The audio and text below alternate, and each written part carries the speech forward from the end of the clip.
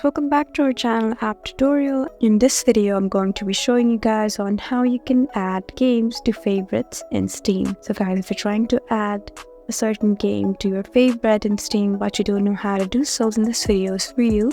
So let's get right into it without any delays. So once you open your Steam app, make sure you're logged in, and after that, just go to your library right here, which is right next to store, since that is where you would find your games, and just tap on the game that you would like to add to your favorites. Once you do so, in the right corner you can see this gear icon, which is settings. Just go ahead and tap there, and now you can see add to favorites right at the top, and under it you can find add to, manage, and properties. So we just need add to favorites for now, so just go ahead and tap there, and in this way you can add games to favorites in Steam. So there's also a shortcut method, so instead of going here, you can just go to the star sign, which is in favorites. So if you unclick it, you can see that it's not in favorites. So if you tap it again, it says that it's in favorites. Guys, that's how you add games to favorite in Steam. Hope this video was helpful for you.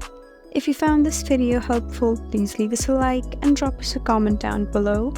And if you want more helpful videos like these, then please subscribe to our channel. We'll see you again next time. Thank you for watching.